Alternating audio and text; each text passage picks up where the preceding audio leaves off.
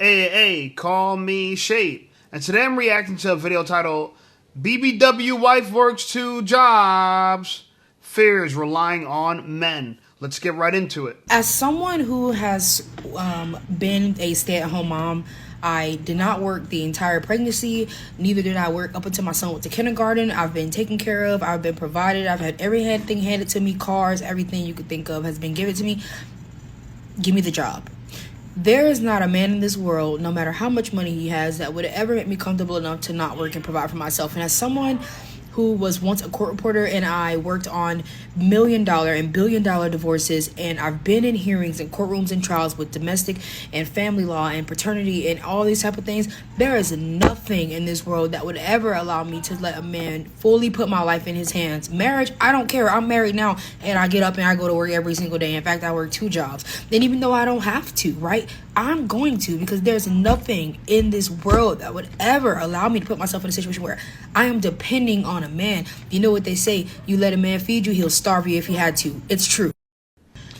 It's so funny to me that this woman lives arguably very rare life and fortunate life. She's a stay-at-home mom, or was a stay-at-home mom. You know, was able to stay at home with her son till he went to kindergarten, had cars, had houses, and still doesn't trust men.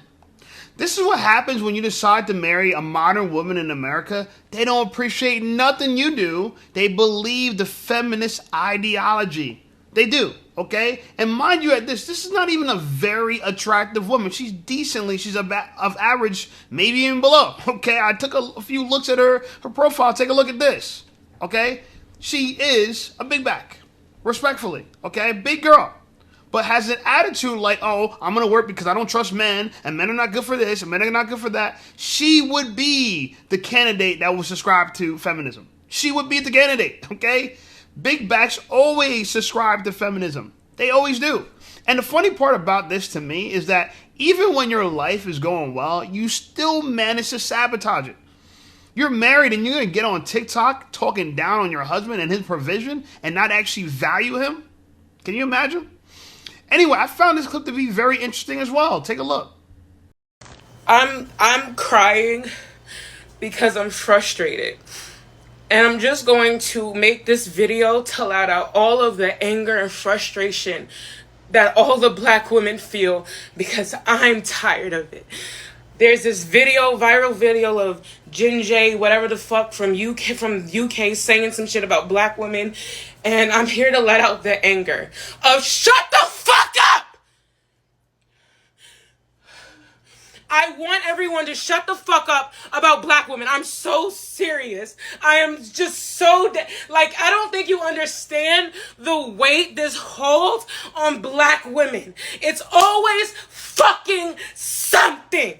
Always something. Always something to be said about black women. Black women wear weave. You don't wear your weave. You wear weave because you don't like yourself. Oh my God, y'all don't want to be natural. Then when I wear my natural hair, and just because it's short and 4C, then I'm ugly as shit.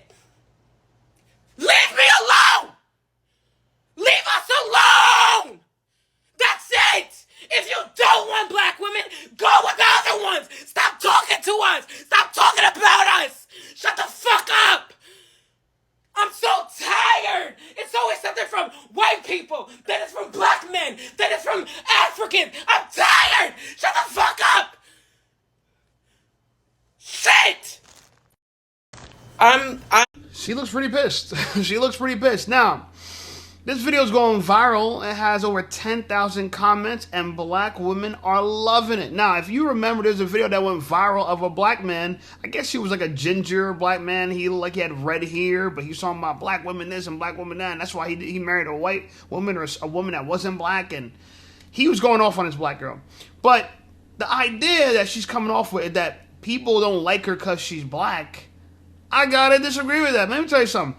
Being black is a privilege as a woman. I'm gonna tell you, just from an attractive and aesthetic point, to me, black skin is the most attractive skin. I'm gonna say it like that, right? But on top of that, you're talking about someone always has something to say about black women. Last time I checked, I don't think black men disproportionately talk about black women compared to black women talking about black men. I don't think so. And honestly, if you're ugly, it's not because you're black. I can say that with confidence. In fact, here's another video of her. Do you think the worst thing about her is her chocolatey brown skin? Do you think she's ugly because she's wearing her natural hair? I don't think so. I think the best thing she got going for her is her skin color. Now, she don't got the best dance moves, and she doesn't got the best style either. But if I had to guess, the weight might be the issue. And honestly, the good news is you can lose the weight. You don't got to change your race, but you could change your weight. You could get into better health. And that's what a lot of us black men are talking about. Being feminine, fit, and friendly. Black women, a lot of them are angry. They're out of shape, and they're not friendly. They're just not. Okay, and they're definitely not feminine at that. You've seen her yelling and screaming, "Shut the fuck up!" Okay? She's like the black feminist final boss. Anyway, to prove what I'm talking about, here's a black woman talking about black men. Take a look. When coochie was $40, black men still wanted it for free. I worked as a stripper for 4 years, and the very first club that I worked at, it was a part of 3 separate clubs in different locations. I ended up getting cool with the bouncer at that club because the club was mostly black men. I made them switch me to a club where black men didn't frequent. Black men are cheap. They are so fucking cheap. They have such a scarcity mindset when it comes to money, which is why they stay poor, which is why they stay broke. Black men are the only group of men that in my experience of stripping I've had where even if you were to give them a bargain, they would still question as to why they are not getting it for free. And they are the most violent demographic. They hands down are the most violent demographic. They're the most aggressive. They're the most handsies. They don't want to listen and follow rules. They have no sense of discipline. Like, black men are the type of people who, even if they get it for free, it still wouldn't be enough for them. They would want the woman to pay them money to be able to sleep with them. Like, I've literally seen this shit before. That's how cheap and entitled they fucking are. I don't know if we're cheap. I just think we don't value promiscuous women who dance on poles naked for groups of men. So yeah, personally, if it had to be between me and an S worker, I'm going to think to myself that the S worker should be paying me. I'm doing you a favor. Okay, a lot of times now, let's go through what she said. She said, black men are cheap. Are we a monolith? Are all black men the same? Because that's the way she's describing it. She's talking spicy about black men, right? Black men, they're the only ones that like a bargain. We're the only ones that like a bargain. I don't know about that. But the problem I'm trying to say is this is a bitter former stripper who honestly ruined her own life. And instead of taking accountability and looking inwards, she points the fingers outwards. She thinks it's black men are the problem. Black men are the problem. Now, I understand as someone that worked in the service industry, there are some cheap black people out there that don't tip well, that demand everything. They're the hardest people to serve. I know I used to be a server, but I've had black people that gave me amazing tips. It's unfortunate a lot of black people don't know the culture of fine dining. So when you're working at a fine dining establishment, a lot of them don't know any better. But I don't think it's because they're black. I think it's because they're poor and they're unfortunate. Honestly, there's some men out there that are very wealthy that tip very well. I see content creators that are black tip very well all the time. So again, she's talking about black men like they're a monolith. We're not. We're not. Anyway, here's a woman who was actually talking bad about herself because she's black. Take a look at it.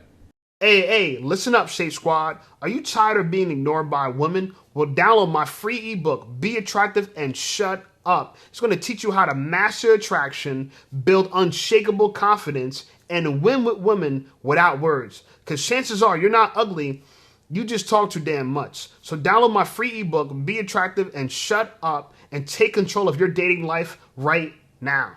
Now let's get right back to the content. As a black woman, I am not in a position to date hypergamously. And what I mean by that is this. Now, as a black woman, our social standing is derived from our wealth, our education, our family name, and whether we like it or not, our looks. And based off that criteria, as a black woman, I've already achieved, per se, the highest social standing that I can. And unless I'm willing to get more plastic surgery and I'm willing to lose a drastic amount of weight, I don't necessarily think that there's another social class I can climb without doing those things. For example, I'm a black woman with 3 degrees. I have a good paying job. I own my own house. I own a car. I have savings. I have retirement. I'm getting into investments. I have no kids. So already on paper, my social standing is pretty good. But when you look at my aesthetic, I'm just not competing where I don't compare. And for me, that's okay, because although I'm not going to be hypergamous, I'm also not going to be hypogamous. And I believe that for me, it is best to date within my current social standing, because together we can probably achieve a little bit more. But I'm also currently happy with my current social standing. So I say all that to say that these hypergamous conversations are relevant to the ladies that they're relevant for, right? However, as black women, we need to be realistic about whether or not you can actually be hypergamous, because what if you've already achieved the highest social standing you can get? What if your social standing is already pretty high? How are you going to elevate to the next one? What she doesn't understand is social standing does very little for women, regardless if you're black or not. This is how I did that. My social standing, I have 3 degrees, I have a house, I got a car, I got no kids. Yeah, that does nothing for you being a black woman. Okay? Socioeconomics, and you know, Jordan Peterson talked about it. Let me tell you what he said. He said when it comes to dating and mating, men have a 0.7 ratio between their socioeconomic level and their sexual access, meaning that, and if it was 1-to-1, that means 100% relationship. So 0.7 means a 70% relationship between socioeconomics and sexual access. It is not like that for women. You want to know what the ratio is for women? 0. You having 3 degrees, a house, and a car does not make you more sexually desirable on the sexual marketplace. It does not. It does not. So her talking about, well, you know, black women, you know, our social standing is dependent on our wealth, the education, and our family name, and our looks. Your social standing and your sexual marketplace have nothing to do with each other. A girl could work at Target as a cashier, be 19 years old, no degrees, a bunch of debt, but if she's banging, Chris Brown would date her.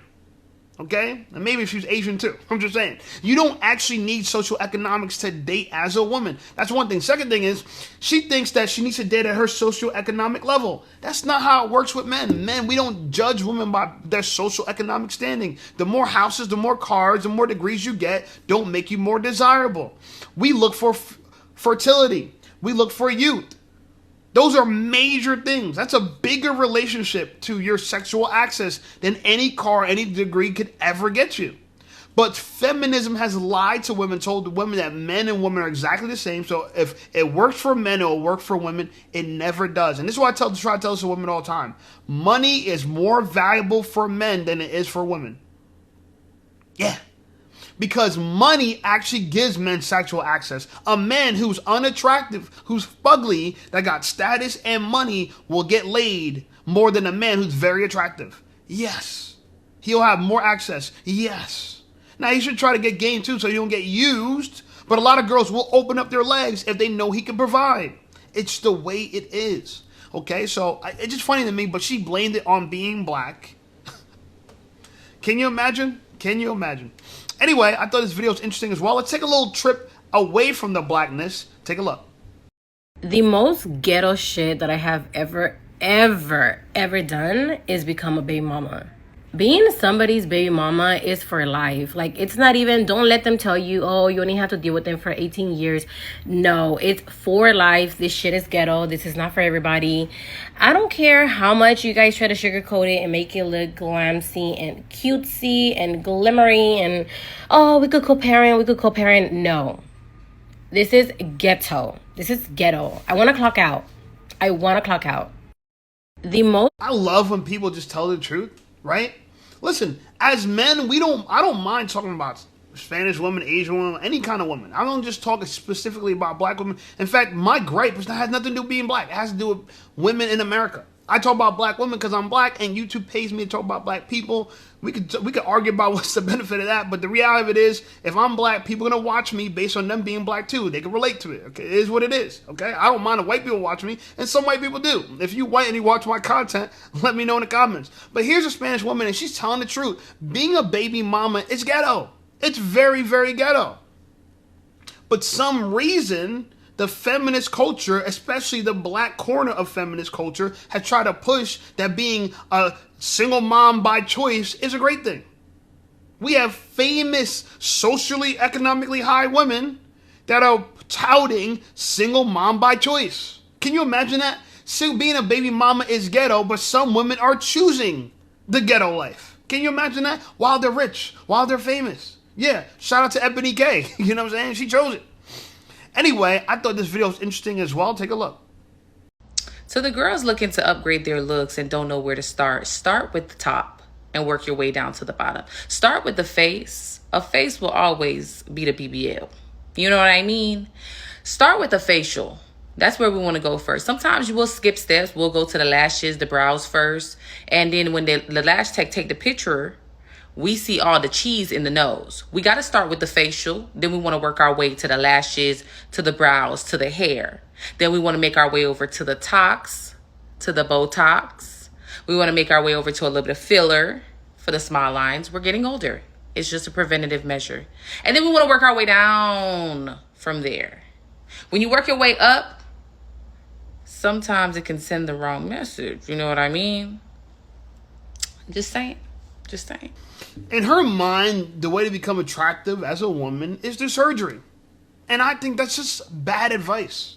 Oh, if you work your way down, up. She's pretty much saying if you go hop on the operational table for a BBL or a boob job, yeah, you can send the wrong message that you're a hoochie mama or you're a ghetto or you're a trick or you're an OnlyFans model, right? And me personally, I'm a personal trainer. I work at the gym. I know some people say, you don't look like a trainer. You don't look like a trainer. Bro, follow my Instagram. I got pictures of me with my shirt off, you know what I'm saying, working out. You know, just check it out. Like, it is what it is. I get it. I look skinny on camera. I get it. You know, the camera adds pounds to some people. It don't add any weight to me. And by the way, I'm 5'11 and a half or 5'10 and a half. I think 5'11, I think. And I weigh 185 pounds. So, yeah, I weigh more than the average man. But I'm saying this to say that the gym could improve your life severely, whether you're pretty or not. And honestly, this idea of getting Botox and all stuff, you're going to shove stuff in your face. You guys really trust pharmaceuticals. Y'all don't trust men. Oh, no, you won't trust men. You'll open up your legs for men. You won't trust men, but you trust pharmaceuticals whose job, they don't care. By the way, you can't even sue them. I know people go through partial paralysis by getting shots in their face. Yeah, because you got nerve endings in your face, and God forbid you hit a nerve, you can paralyze your face. Look like you have Down syndrome, or look like you had a stroke. Just to look young, why don't you eat healthy? Eat your vegetables, go to the gym, drink your water, okay, and level up. I don't know. I think it's pretty simple, okay? But here's a BBW wife talking her ish about how she, if you want your man to be a provider, let him struggle. Can you imagine? This is the advice that women get on YouTube. Take a look.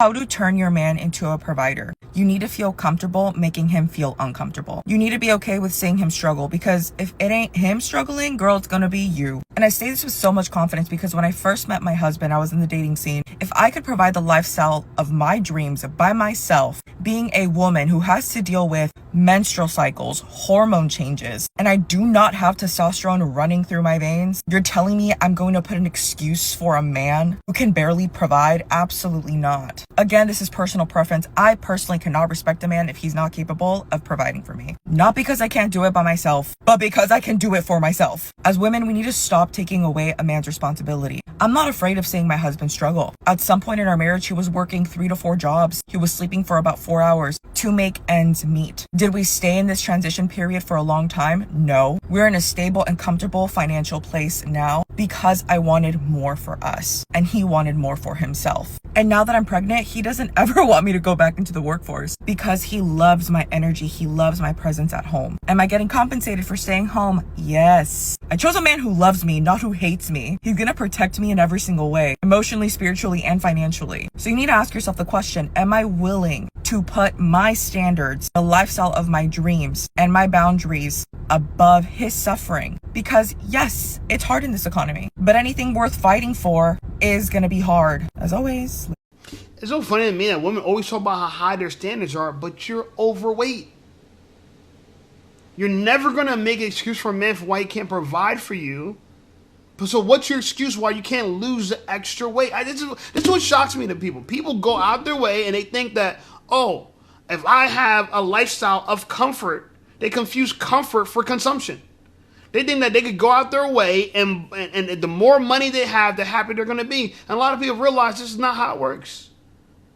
It's not how it works. Listen, financial freedom, and people talk about, oh yeah, like, I'm a husband, I want a husband to work 4 jobs and make sure that I'm safe and comfortable. That's not comfort. That's consumption. You want to be able to buy stuff and shop and travel and keep up with the Joneses. And for you, what's important is looking rich to other people. That's what's important to you. That's the standard you're talking about, because you're not talking about a standard of real wealth. See, rich is able to buy a yacht. Wealth is buying time. And what people don't understand about that is that being wealthy doesn't actually require lots of money, because part of buying your time is being healthy. Health is wealth. Because again, whatever buys time is wealth. That's the only real luxury. Her being overweight, and I gotta just say this because I hear women always talking about their standard. Your standard is what? So you could go out there and buy stuff you don't need to impress people you don't like? Your standard is not actually to be modest? If you cannot enjoy your life with a modest fortune, you're not going to enjoy your life with excess. If you can't be happy with your life with modesty, you're not going to be happy with your life with excess. You're not. Because there's always a bigger car, a bigger house.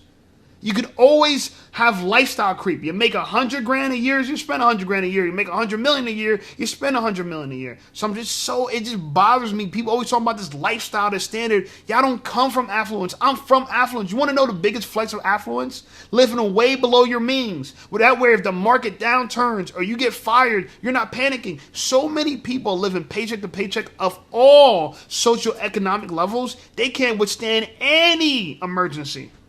There was this thing that came out, and I'm saying this because I gotta really express how women talking about. They want to get so hard on, my man needs to work. I need to make him uncomfortable. I need to be comfortable making him uncomfortable. Work. He needs to be comfortable making you uncomfortable, getting back your ass in that gym, eating healthy. Put down the cupcakes. Too many martinis. I'm just saying, So, she's talking about what's the excuse for a man not being able to provide. What's your excuse for being a married woman and not in the best shape of your life if you got all this money? I'll wait. I'll wait. Anyway, I thought this video was interesting as well. Take a look. Dating an emotionally mature man who is already established financially. If you are a woman between the ages of 30 and 45, I want you to lean into what I'm about to share with you, okay? And you are looking to date and marry, because you're dating for marriage, right? A man who is emotionally mature and financially established. I want you to keep something in mind, right? That man has a different set of requirements that I want to articulate really, really clearly in this video. And I hope that you can get it, right? One of the things that he's looking for in a mate, in a wife, right, is someone who has a shared vision of like peace, partnership, and purpose. Let me explain the peace part. The peace part for me, I think, is like one of the most important things that a lot of women who want emotionally mature men and you want him to be established and financially sound, you miss the peace part, because peace is defined so differently for a lot of people. Let me define peace when it comes to a man who's already established and has his life going on. The kind of man every woman talks about she wants, right? Peace to that man sounds like, first of all, you're not dramatic. You're not all over the place. You don't have 101 things going on. If you're ripping through and running through, you're not peaceful. I know you think you're peaceful. That is not peace to a man who's already established, right? Also, you're not peaceful, excuse me, if you are uncooperative and difficult. To him, it's not peaceful, because if I already have my life together, I'm a grown man, I'm emotionally mature, I have my money established, I'm good. Everything, I'm good. I'm good. The kind of man we're talking about, right? And you are uncooperative, that means you're disrupting the current peace that he has. I want you to really understand what I'm saying, because when women are like, oh, I'm peaceful, I get what you're saying when you say you're peaceful. To a man, if you are not cooperating, if he's already a visionary, that means he already is established. Listen to what I mean by established. Established means that man has had to do enough to get himself together, to make the money financially, and be emotionally mature. So we're talking about a really wise guy. He's a leader. So if you're going to come into his life and you have a vision for this, and you just want to do your things your own way, and you're not cooperating with the vision he already has planned for the legacy he wants to build, there is absolutely no reason why he would sign up for a woman who's going in the opposite direction of his vision, or who doesn't want to get in line with his vision. I want you to understand. Unless he's beta. And the last girl in the prior video, her husband, if she is married, I don't know if she's capping, people be lying online or whatever. If she's married and he is as successful as she says he is, he could be beta. Or maybe he's even more morbidly obese than she is, and that's why he has a lower standard for him. A man who really has his life together. Because a lot of women want a man to define his worth by his socioeconomics, right? But let me tell you something. Your worth is not what's in your bank account. Your bank account doesn't define your worth. Your behavior does. Too many people think high class means a bunch of money, low class means no money. Let me tell you something. There's people who have no money, who are smart, who fit, who are well together, they can take care of what they have, and they're climbing. And there's people who have all the money in the world, but they're drug addicts. They've ruined their lives with their family. They lost respect in their community, and they're on the decline. Your behavior determines your worth. This is why when I say to women, get in the gym. That's behavior. Tell me how many degrees you got. I got that. Okay, I understand that. But again, for a woman, money does not matter as much, if at all, in the sexual marketplace. This is why men travel overseas to these poor countries that women talk about to date these women who y'all think y'all so much better than because y'all have more money than them. But guess what? They're more fit than you are. They're more feminine than you are. They're more cooperative than you are. And honestly, y'all talk about, give them $20 and they'll blow everybody. Again, that sounds like a bargain. Y'all think y'all better because y'all have a higher price. Your price doesn't determine your value. Again, your behavior does. And too many women think they're marriage material because they have high standards for everyone else but themselves. Unbelievable. And this is the times that we're living in. And I'm going to address it. Okay? And don't tell me that I'm just talking shit because I got no value. I got a lot of value, baby. I got a lot of value, okay? The YouTube numbers speak for themselves, okay? My fit body speaks for itself. My healthy mindset speaks for itself. And I'm funny too. And I'm entertaining, okay? I could take your bitch. And I already got bitches, okay? Anyway, like the video, subscribe to the channel blowing up. I appreciate you guys. Check out some of my other videos. And I'll see y'all over there.